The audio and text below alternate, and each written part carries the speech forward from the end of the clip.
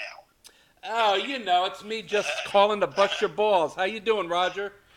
Very fine. How you doing? Good, Roger. This is editor Bill Hernandez at rockbandreviews.com here in sunny Fort Lauderdale, Florida. And how you doing today, buddy? I'm doing great, actually. The weather's beautiful. I'm up in New York Oh, at my house. I'm leaving Thursday mid-morning to go down to Memphis for the Blues Awards. yep. And then I'm going to Friday afternoon, I'll be in sunny Fort Lauderdale, and Saturday we'll be rocking the joint. Yeah, you guys are going to be in playing Meisner Park Amphitheater this Saturday night in Boca Raton, Florida, with the Blue Oyster Cult and Eddie Money. I love Eddie. Isn't he a piece of work? Eddie is phenomenal. And as a matter of fact, I talked to him today at 11 a.m. It was 8 o'clock in California where he was. And I told him that you guys were on the same bill. And he says, when you talk to Roger, you tell him I said hello, and I'll see him Saturday. So he's very excited to see you guys. Yeah, we've done tons of shows together over the years. I remember early days at Foghat. Eddie was a big fan of our singer in Savoy Brown, Chris Jordan, Yes. and he came into our dressing room. He was playing harmonica at the time, and he started singing a Savoy Brown song. Eddie is a beautiful man, a fantastic character, and he's made some incredible records. You know, he has all his family playing in his band. Yeah, and you were saying, isn't Eddie a piece of work? And I mean, when you have 5 kids, a reality show now based on your family, and your wife and your kids are touring with you, you can't be anything but a piece of work to put up with that. Yeah, no, I love Eddie. Eddie is he's a riot as well. He's great to get on with. It was a lot of fun. Yeah, and he's gone sober, and he's not doing all the bad stuff anymore. So he's on a really good. He's sober. Yeah, That's horrible. That's horrible. I know it's going to make for a terrible show, but we'll see how that goes. No. Now Eddie remembers all the punchlines to his jokes. Yeah. Now enough about Eddie, man. We want to talk about Roger Earl and Foghat. I mean, you're the founding member of Foghat. Do you remember, back in the day when you were a young boy and music first, entered your being, and you said, you know what, this is what I want to do for a living. You remember back then? Yeah. There was always music in our house. Yeah. I grew up in southwest London, Hounslow, Witten area, and my father played piano. Hmm. He was actually a panel fitter for Aston Martins in Feltham at the time. Oh wow. This is back in the 50s. Sure. And remember one lunchtime, I used to come home for lunch from school. I used to walk home from school, or run actually. And Dad would come home for lunch, and he would be driving one of the cars that he was working on. And one day, he brought a Jerry Lee Lewis record home. I think it might have been Whole Lot of Shaking Going On. Ah. And Mum and Dad came from the East End of London, and Dad said, "Yeah, son, have a listen to this boy. He can really play the Joanna." Joanna is slang for piano. Uh-huh. And he put on this Jerry Lee Lewis record, and I believe the B-side was Mean Woman Blues, which was also fantastic. Yes. And about 3 or 4 months later, my father took me to see Jerry Lee Lewis, Mm-hmm. and I was never the same after that. I think I was probably about 12 or 13 years old. Oof. And Jerry Lee was fantastic. In fact, I saw him last year.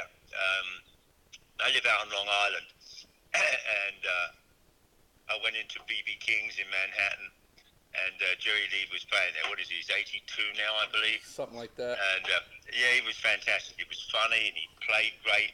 He sounded great. In fact, I went backstage afterwards to meet him, and I met his band. And I said, "I've come back to say hello to the piano player," and they said, "He's gone." No kidding. You missed him? He's on his jet back to Memphis or wherever he was staying. So Oh my. yeah, Jerry Lee doesn't hang around anymore. He was off. Tell you what I did see recently. I went to see one of my favorite artists, Buddy Guy, at BB King's in Manhattan. Actually, he did the last show there. I just actually saw him 3 weeks ago here in Fort Lauderdale. Isn't he fantastic? He's one of the most charismatic guitar players. There's nobody like him. I mean, BB King is great. You got Robert Cray and all these guys, but there's nobody like Buddy. Yeah, no, Buddy is incredible. In fact, I have another band that I'm playing in called Earl and the Agitators. Yes, and, I have your CD. You know, well, actually, that was just a brief thing. We've remixed those, and we've got 13 more songs. So we've got, I think, that's a 4-song CD, right? Yes. Yeah.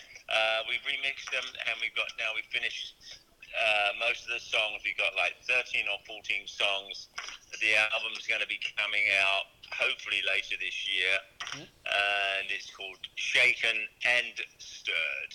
Ooh, I like that. And Scott Holt, who was Buddy Guy's second guitar player for about 10 or 12 years, is the lead singer and lead guitar player in there. Also, Brian Bassett plays in the band. Of course. Rodney O'Quinn, actually, 3/4 of Foghat's playing with it. We also have a number of other artists. Tony Bullard is playing guitar with us as well. Mark Petruccelli is playing percussion. Matt Baranti is also playing slide and lead guitar. So we've got a bunch of players in the band. Yeah, Earl and the Agitators, Shaken and Stirred. It's a great album. We're going to try and get it out towards the end of the year. Wonderful. Now, are you supposed to drink a martini while you're listening to this record? No.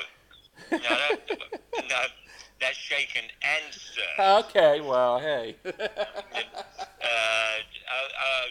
is Shaken, not Stirred. Yeah. Shaken and Stirred. Well, the times have changed, so it's a little more violent with the alcohol. So we like to shake it and stir the damn thing. Yeah, that's right.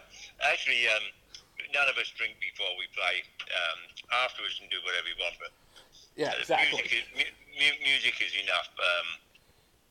I'm one of the fortunate few in this world who gets to earn a decent living playing music, so that's enough. No, I love my work. Now, you had mentioned Rodney O'Quinn, who I've met over the years, become good friends with him, interviewed him, seen him play with Pat Travers a few times. Sometimes he's in Foghat and sometimes he's not. Why is that? What is his role with Foghat? Craig McGregor, our original bass player from 75 on, just died recently. Yep. And Craig left the band about 3 years ago. He had lung cancer. Mm-hmm. And as far as I was concerned, until he told me that he couldn't play anymore, he was still our bass player. And Rodney, along with 2 other bass players, were our bass players. But Rodney has now been with the band over a year now. Mm-hmm. So actually more than a year, 2 years, I think. So Rodney's, that's the reason why he would come in and out, because we had 2 or 3 bass players, because as far as I was concerned, as long as Craig was still alive, he was our bass player. Yes. Now, I actually, speaking of Craig, I received the email day before yesterday from Foghat concerning the guitar raffle you guys are going to have this Saturday to benefit Craig. It's the autographed Foghat Belly Up guitar and Stone Blue vinyl raffle, and it's in loving memory of Craig McGregor. I know it's happening online, and you guys are going to be selling tickets at the venue as well for $10 for each entry. Actually, what this is going to benefit, it's not going to benefit Craig. Okay. It's going to benefit Craig's... is this for the Animal Rescue League of Burke County? Animal Rescue League. Craig was a huge fan of all creatures, great and small, especially dogs. Yeah. And he used to work at this dog place out in...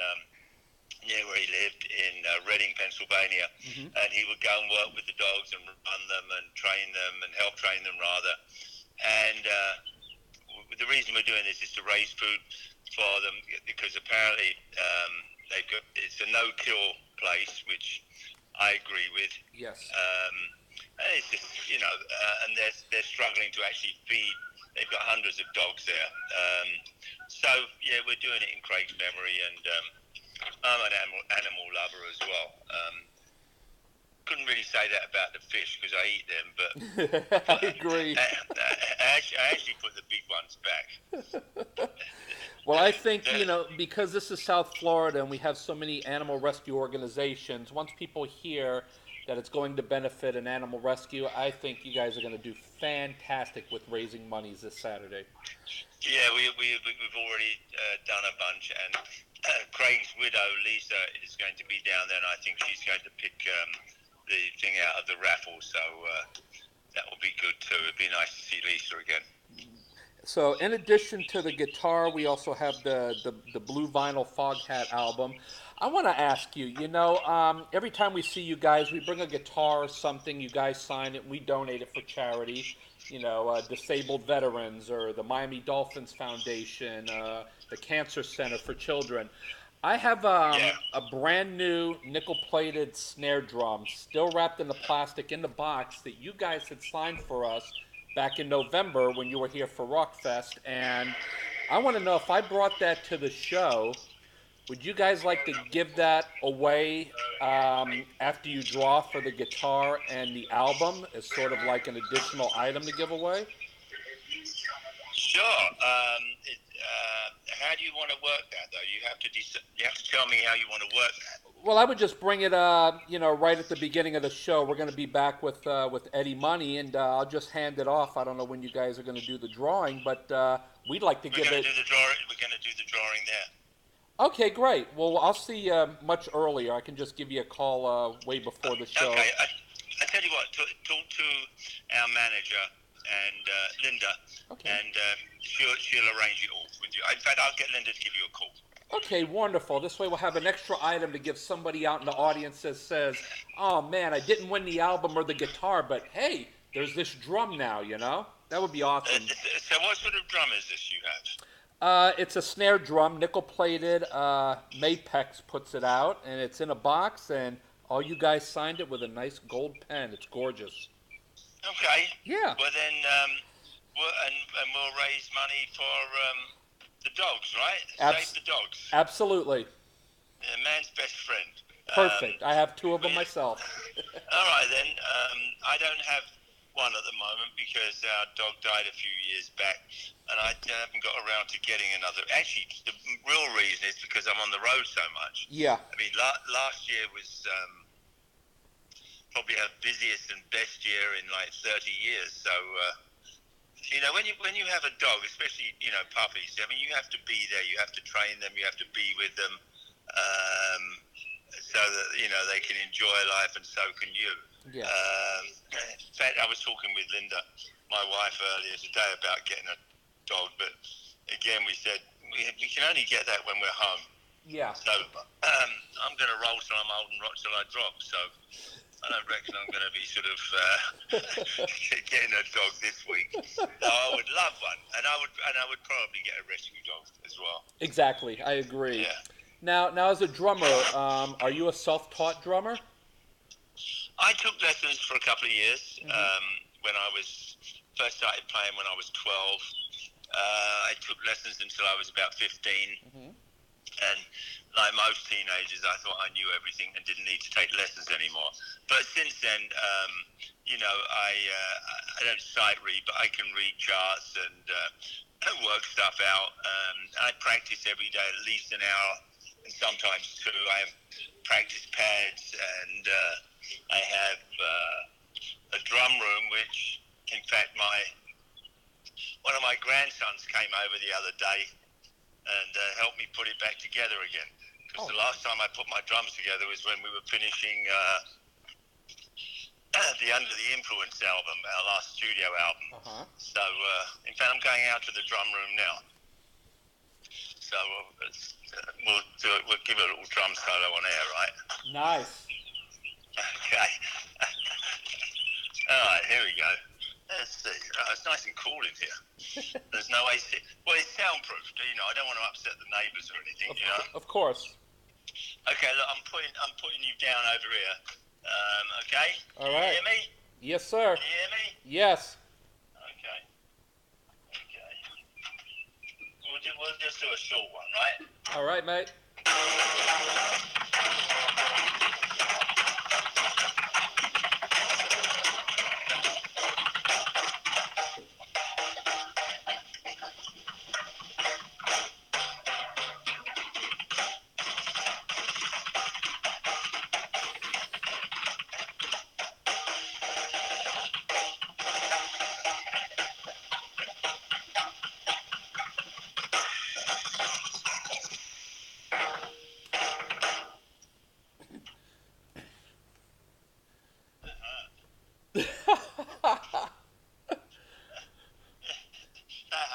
My recorder levels just spiked through the roof.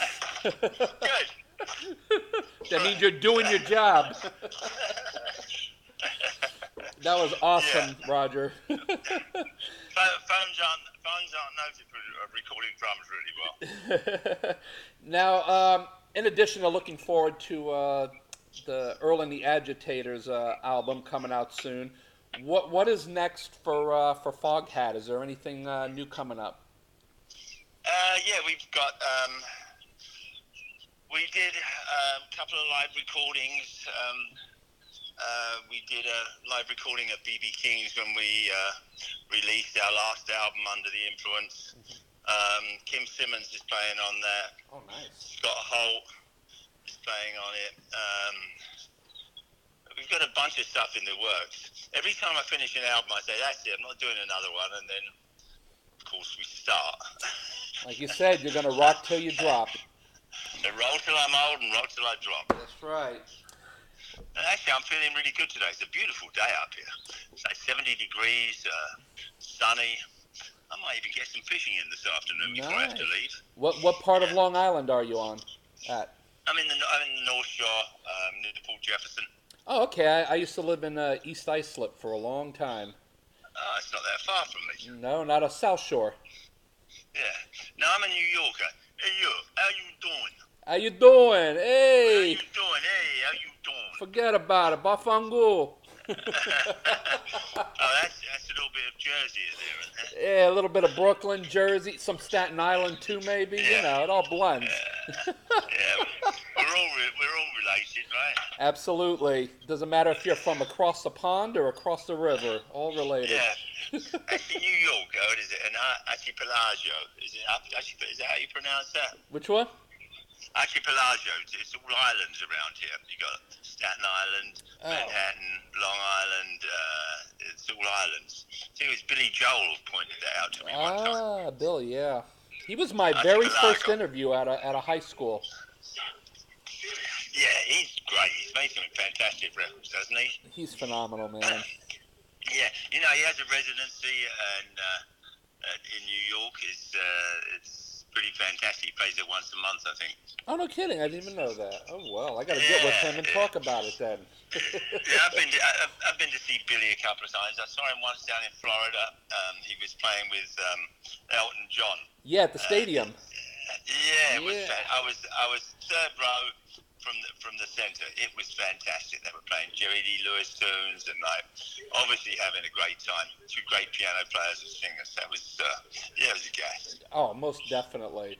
Well, Roger, I know you're a busy guy, and we want you to get out there and catch some bluefish, and so I'm going to let you go, but I want to thank you so much for taking time to talk with us again, and we will see you Saturday in Boca Raton, Florida. And the Meisner Park Amphitheater. Yeah, I'm looking forward to it. We'll have a good time. Me too. It's outdoors. It's going to be great weather, and it's going to be beautiful, man. All right, nice talking to you, Bill. Likewise. I'll get with Linda, and I'll see you Saturday. All right, thanks. Cheers, mate.